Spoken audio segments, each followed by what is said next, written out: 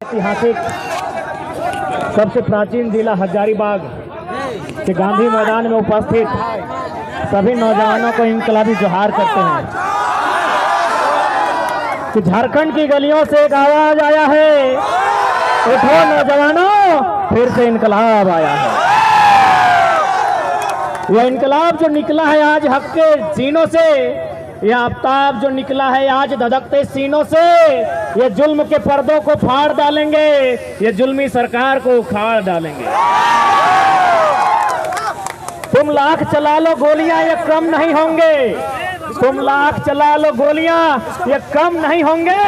शीश कटेंगे लेकिन गम नहीं होंगे। आज पिछले साल भर से लगातार हम लोग आंदोलन, हमारा खाना आंदोलन, नहाना आंदोलन, सोचना आंदोलन, बीते साल भर में लगभग लिखित तौर पर 410 जनसभाएं शायद देश के प्रधानमंत्री अपने जीवन में नहीं किए होंगे। लेकिन आज की यह सभा कुछ नहीं है, क्योंकि बीते एक साल में बहुत प्रेशर, बहुत टॉर्चर, बहुत ट्रोल, बहुत हेड झेले, लेकिन कोई हमको डिगा तक नहीं पाया। लेकिन बीते 2 दिन में कुछ घटनाएं मेरे साथ ऐसी घटी, मेरे दिल के बहुत करीब विकास और प्रकाश नामक मेरे 2 साथी थे, जिनका आकस्मिक दोनों 23 साल के थे, उनका देहांत हुआ और हमको थोड़ा दुख लगा, हम दर्द में थे। लेकिन आज अपने दर्द को छिपाकर यहाँ इसलिए आए हैं क्योंकि छात्रों का दर्द उससे लाख गुना ज्यादा है, इसलिए आज यहाँ आए। एक पल तो लगा कि इस आंदोलन से हम लोग जख्मी, इस घटना के बाद कहीं जख्मी ना हो गए, लेकिन किसी ने ऑटो में दे दो, लेकिन किसी ने ठीक ही कहा है कि घायल शेर की सांसें उसके दहाड़ से भी खतरनाक होती है। और बिल्कुल मुझे तो पूरा विश्वास है, चाहे विधानसभा हो या राजभवन हो, कहीं ना कहीं हमारी एक्टिविटी को वॉच किया जाता है। आप देख सकते हैं मुख्यमंत्री का नया भाषण, वे कहते हैं कैसे लिया झारखंड, तो उनके समर्थक कहते हैं लड़के लिया झारखंड। वे मोटा मोटी 20 साल से विधायक हैं, एक भी वीडियो उनको जारी करने बोलिए जहां उन्होंने ये नारा दिया है कि लड़के झारखंड, ये नारा हम लोगों का है। अब बात करते हैं राजभवन की। 29 तारीख जिस शाम को हम अपने 2 साथियों को कांधे पर ले जाकर उन्हें शमशान में दफनाते हैं, उसी समय विधायक कहीं ना कहीं वापस होता है, यानी उन्हें ऐसा लगता है कि शेर जख्मी हुआ है। ये टाइम, यानी कहीं ना कहीं वे हमारी गतिविधियों को देख रहे हैं। आज गांधी मैदान, गांधी यानी अहिंसा का संदेश, गांधी यानी आंदोलन, गांधी यानी शांति। लेकिन आज यदि गांधी के देश में छात्र आंदोलन कर रहे हैं, छात्र अशांत हो रहे हैं, तो कहीं ना कहीं उन हुक्मरान पर सवाल खड़ा होता है जिन्हें हमने चुनकर भेजा है। आज लोगों को, खासकर जो लोग सत्ता में बैठे हैं, ये भारत से अलग कटकर एक नया झारखंड राज्य, बिहार राज्य से कटकर एक नया अलग झारखंड राज्य बना। उस समय जो हमारे राज्य के पहले राज्यपाल थे, राज्य के सर्वोच्च रहनुमा माननीय प्रभात कुमार, उन्होंने एक लाइन कहा था कि जिन संसाधन के साथ झारखंड राज्य अलग हुआ है, आने वाले 20 सालों में ये भारत देश का नंबर 1 राज्य होगा। यानी कितनी उम्मीदें थी इस राज्य के सबसे काबिल व्यक्ति को, जिसे राज्य, कितनी उम्मीदें थी कि यह राज्य नंबर 1 पर आएगा। लेकिन आज 22 साल बीत चुके हैं। आज अगर इस राज्य के बारे में समीक्षा करने जाए, आज अगर इस राज्य को जांचने जाए, तो ये पीछे से कभी नंबर 2 पे मिलेगा, कभी नंबर 3 पर मिलेगा, कभी नंबर 4 पर मिलेगा। क्या इस दिन के लिए हमने नया झारखंड राज्य लिया था? एक बात कहिए, यदि हम कहें बंगाल बंगालियों का है तो दिक्कत है, किसी को दिक्कत होनी चाहिए? यदि हम कहें गुजरात गुजरातियों का है तो क्या किसी को दिक्कत होनी चाहिए? यदि हम कहें महाराष्ट्र मराठियों का है तो दिक्कत होनी चाहिए? तो यदि झारखंड झारखंडियों का है तो इसमें क्या दिक्कत है? बिहार किसका है? बंगाल किसका है? गुजरात किसका है? महाराष्ट्र किसका है? तो झारखंड सबके बाप के लगेगी, झारखंड सबके बाप के लगेगी। लेकिन हमारे बाप के लगे, तो हमारे बाप के खून बहल। हम शहीद का बेटा है, मेरा बाप का झारखंड है, क्योंकि मेरे बाप का खून बहा झारखंड बनाने में। आज गवर्नमेंट में बैठे लोग पॉलिसी लेकर आते हैं, कभी पॉलिसी लेकर आते हैं जो यहां से 10वां 12वां पास करेगा, कभी पॉलिसी लेकर आते हैं जो यहां पैदा होगा। अरे भाई, आप लोग विधायिका के अंग हैं या फिर आप लोग मडारी हैं? आप लोग ताश जुआ खेलने वाले लोग हैं।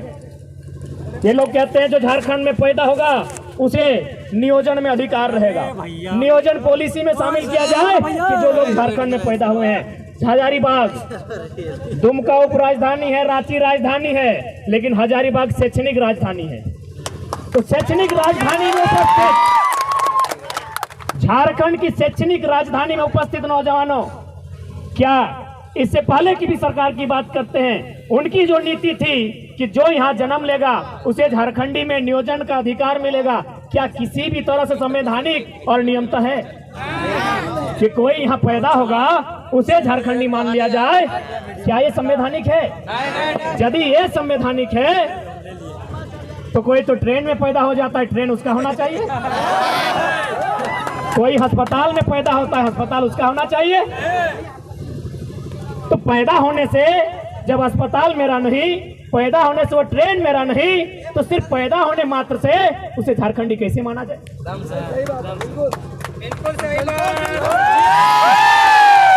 वर्तमान सरकार नियम लेके आती है 10वां 12वां पास। अरे हम लोग भी यहाँ जितने लोग हैं, कोई मामा घर से, कोई मौसी घर से, कोई फुआ घर से मैट्रिक पास किए हैं ना? एकदम किया है। तो फुआ घर से, मामा घर से, मौसी घर से मैट्रिक पास करने के बाद क्या मामा फुआ मौसी ने हमको वहाँ अधिकार दिया है? नहीं। तो मात्र 10th और 12th पास करने से पूरे भारत के लोगों को झारखंडी मान लेना कहाँ का इंसाफ होगा? एकदम गलत बात है।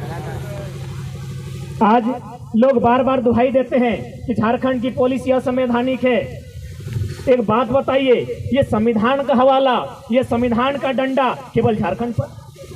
भाई, या जो लोग संविधान की बात करते हैं, क्या उन्हें संविधान की जानकारी है? यदि नहीं है तो आप केवल अनुच्छेद 15 और 16 में क्यों रुकते हैं? अनुच्छेद 19 तक पहुंचिए, अनुच्छेद 171 तक पहुंचिए, अनुच्छेद 371 तक पहुंचिए और उसे पढ़िए क्या लिखा है। ये भारत का संविधान बड़ा खूबसूरत है, ये कहता भी है नहीं भी कहता है। भारत का संविधान आर्टिकल 171 171 क्या कहती है विधानसभा के लिए? कि कम से कम 60 विधानसभा की सीटें होनी चाहिए, कहती है ना भारत का संविधान। भारतीय संविधान अनुच्छेद 171 वो कहती है कि विधानसभा में किसी भी राज्य में कम से कम 60 विधायक होने चाहिए। हमारे यहाँ 81 है, कहती है ना। लेकिन फिर वही भारत का संविधान 371 जिनमें कुछ धाराएं हैं जो सिक्किम, अरुणाचल प्रदेश और गोवा के लिए कहती है आप 30 और 40 में काम चला सकते हैं। वही भारत का संविधान जो 171 में कहता है कि 60 विधायक होने चाहिए, वही संविधान कहता है आप 30 में काम चला सकते हैं। तो भाई ये संवैधानिक दांवपेच, ये संविधान का डंडा, ये संविधान की मार केवल झारखंडियों के साथ क्यों? हमने किसी के साथ क्या गुनाह किया है? हमने कहा किसी के अधिकार को छीना है? दुनिया में हजारों लड़ाइयां लड़ी गई है। एक राजा ने कभी एक रानी के लिए युद्ध किया है, लेकिन हमने जब भी युद्ध किया है इस माटी को बचाने के लिए किया है। हमारा कोई इतिहास बताएगा कि हमने किसी को घर से भगाया है? हमारा कोई इतिहास बताएगा कि हमने कहीं कब्जा किया है? हमने जब भी युद्ध किया है, अंग्रेजों से जब भी मुकाबला किया है, अपनी माटी को बचाने के लिए किया है। तो हमारा गुनाह क्या है? हमने किसी का क्या बिगाड़ा है? आज ये राज्य न जाने कितनी शहादत के बाद, न जाने कितनी माओं की गोद सुनी हुई, न जाने कितनी बहनों की मांग का सिंदूर उजड़ा है, तब जाकर हमने एक नया झारखंड बनाया। यही आपके हजारीबाग जिला के अंतर्गत बिशुनगढ़ प्रखंड है, वहां एक बलग मक्का नामक गांव है। एक गांव में सात लोग शहीद हुए। शहीद नहीं हुए, उनका गला किसी का काटा गया, किसी के गोलियों से छलनी किया गया, तब जाके हमें राज्य मिला है। क्या कभी इस दर्द का आभास इन सत्ता में बैठे लोगों ने किया है कि हमने किन परिस्थितियों में ये राज्य लिया है? इसलिए आज जितने भी नौजवान जो अपने घर से बाहर छात्रावास में जाकर तैयारी करते हैं, कभी उनके दर्द को किसी ने समझा है कि किस प्रकार हम अपना मुर्गी, चंगना, छगरी, पटरू, गाय गोरू बेचकर अगर हमारी माओं के पास अगर पुरखों का गहना है उसे गिरवी रखकर अपने खेत का जमीन का टुकड़ा किसी को कर्ज में रखकर बड़ी मुश्किल से पैसा जमा करते हैं। उन पैसों को गठरी में भेजकर बच्चों को हजारीबाग, किसी को रांची, किसी को धनबाद भेजा जाता है।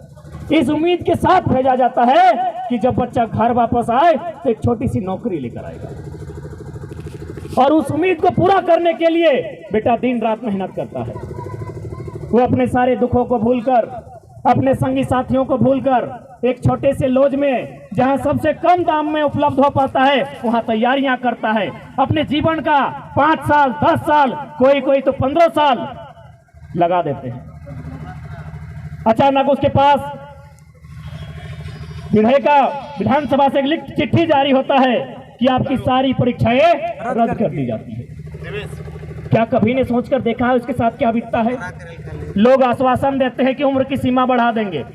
एक बात बताइए, जो लोग थोड़ा सा टेक्निकल एग्जाम की तैयारी करते हैं वे लोग अगर उम्र की सीमा बढ़ा दी जाए तो सक्षम है, लेकिन जो लोग डिफेंस की तैयारी करते हैं उम्र की सीमा बढ़ाकर उन्हें घोड़ा बना देंगे क्या? आज होमगार्ड का मामला हजारीबाग में पेंडिंग है, आज होमगार्ड का मामला धनबाद में पेंडिंग है, वो 2017 की बहाली है। आज यदि आप उनको कह भी देते हैं कि हम आपकी उम्र की सीमा को बढ़ा देते हैं, क्या उन्हें फिर से 5 फीट का हाई जंप करवा सकते हैं? क्या उनसे आप 16 फीट का लॉन्ग जंप करवा सकते हैं? क्या उनसे आप 5 मिनट में 1600 मीटर दौड़वा सकते हैं? तो वास्तव में इनके पास विजन नहीं है, इनके पास मिशन नहीं है, ना इनके पास दूरदर्शी सोच है।